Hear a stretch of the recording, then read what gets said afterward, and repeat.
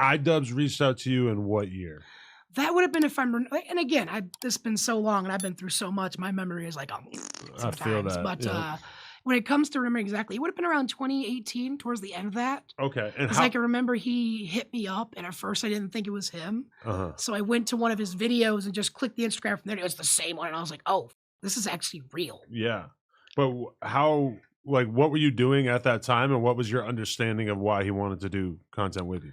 So at the time, I was doing a lot of vlogs, and the lightsaber stuff primarily. I'd started not doing as much airsofting because I was focusing more on being on hand for my mother, who at the time was in very rough shape. Right. So I did my best to kind of abandon my airsofting for a while so I could be there.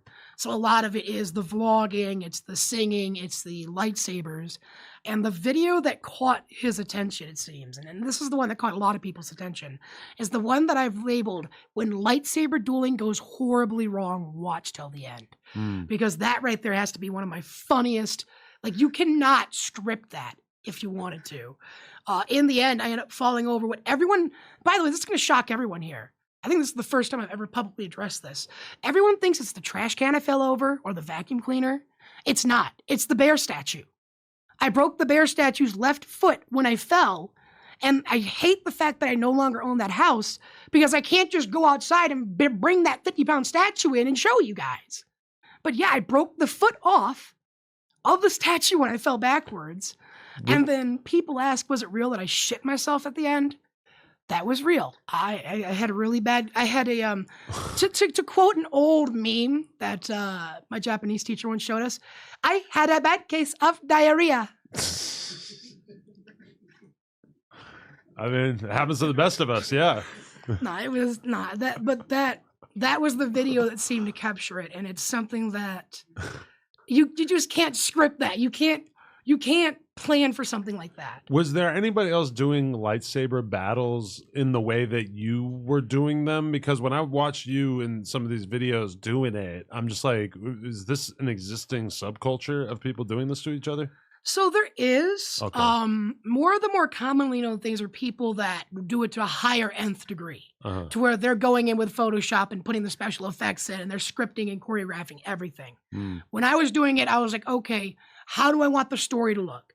Okay, I want this character by the end of this duel to be dead. I need this information exposed to the people.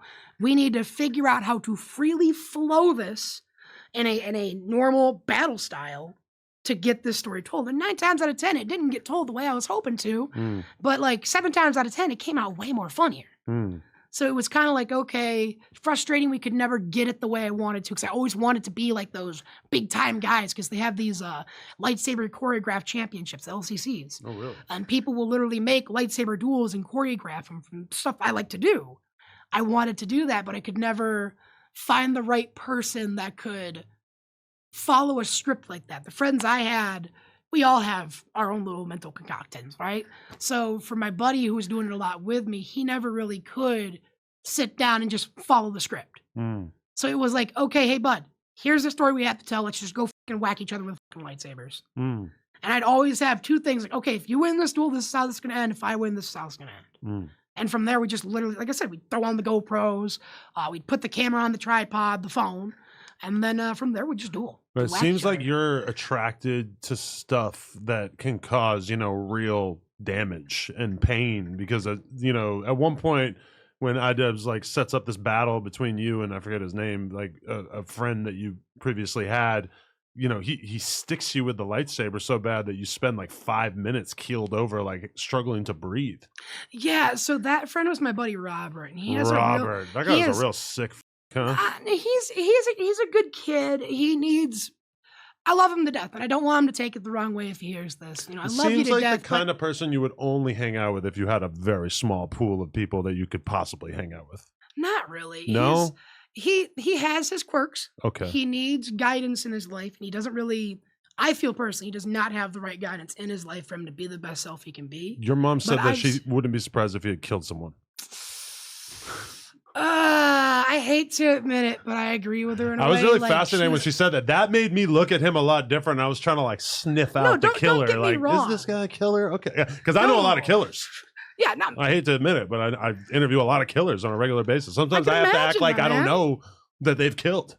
Hey, sometimes you got to do what you got to do. But the thing is, like, talk to a killer, yeah. I don't know if he's actually killed, but I wouldn't put it past him to be ignorant to cause of death. Okay. Not like he would purposely kill someone like you're thinking. I think if he's killed anyone, it would be like I was cleaning my granddaddy's gun and he walked up behind me and I actually pulled the trigger and didn't know the round was in there. The thing is, like, I don't know if I see Robert as having the like capabilities of like getting away with it. I feel like he would just talk about it. No, it's not even like talking about it. It's just he would have a guilty conscience about it. He doesn't. Oh, he has a conscience. Like, no, he does. He talks a lot about, being this top-notch warrior who could totally go kill. But like, if you threw a gun in his hand and said, you're going to go up to this random dude over here and you're going to blow his fucking brains out, and I don't want you to fucking think about a single thing other than pulling that fucking trigger. He's going to look at you like, wait, are you fucking serious, right? Like, are you fucking really asking me to do this right now, buddy? He's not. He talks about it, but like when it comes down to the moment, he's not the type to be evil like that. Okay. But so iDubbbz comes and does that documentary with you. How long does the filming actually last? It was about 3-4 days-ish? Okay. The first day kind of got ate up. I had some friends at the time that were more like clout chasing homies. Okay. And that was the funniest part. No, yeah, they were all there. He can't even interview you because they're just like the weirdest, most autistic dudes ever, and they're just like just asking him questions about other YouTubers and shit. That was funny. No, what's fucking hilarious is because I didn't see this when it came out. I just seen it like over the last couple of weeks. Dude, I'm telling you right now, the week before I had a conversation with those guys. I said, yes, he's coming out here. I know you guys are huge fans. Do not fawn over this dude. This is not some hooker on the street who sells herself for $20. Yeah. Do not fawn over this dude. And yet, Aaron comes in with a fucking giant thing of hot dogs. Yeah. And then he's got the fucking, what was it, Fago. And then you got the Werners. And it's like, you're going too far, man. What the fuck? Were you ever Juggalo?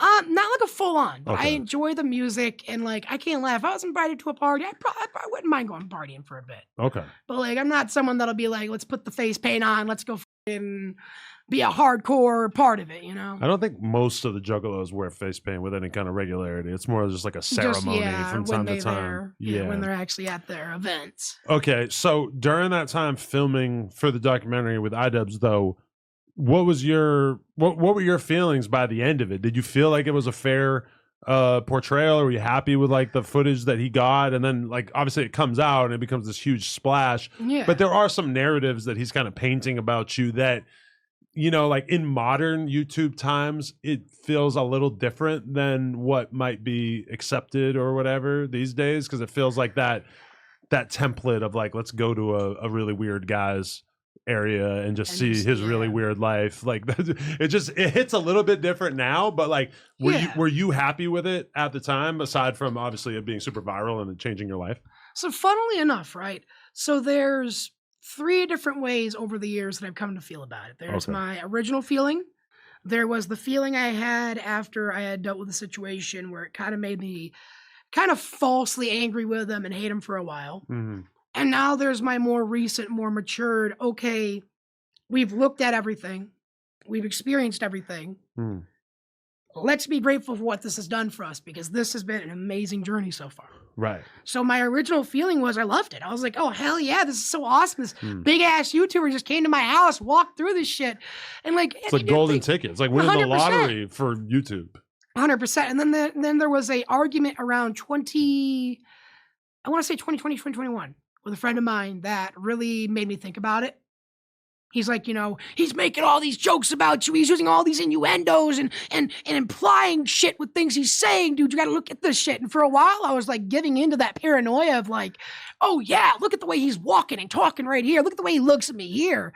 Because he does kind of have a little bit of that like pompous hipster 100%. Type vibe where it's like he's kind of like laughing at you and pointing. Like it's kind of like punching down. And I'm 100%. Not totally like putting him on the chopping block because I get it. Like my content is not that different a lot of times, and here I am sitting here having a fucking conversation with you too.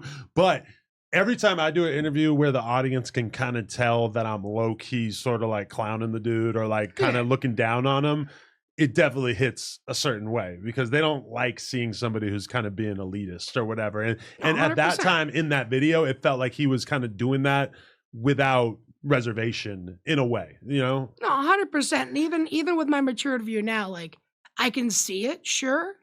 But at the same time, I've come to appreciate what it's done for me more than be upset with what harm it has done, which is very little at this point. Like, you gotta be serious. Any harm it's done, Yeah, the benefit was like all that's you. on me. No, 100%. It's benefits for me. And you could feel And- away if he had taken footage of you and completely manipulated it to make you seem like you were not who you were. But I feel like the documentary he was mostly, it was pretty accurate, right? No, 100%. That's something that really hit me when he stopped doing the documentaries. He did me, he did Dax Flame. Right. And then it seemed like he stopped. That was he did really good on that stuff. Like, as much as I look back on that footage and am hurt by some of it, by the way I used to be, I still think to myself, like, wow, I wish Ian would have continued this, because he really does come to me and presents me in a way that's not super biased and still entertains the audience.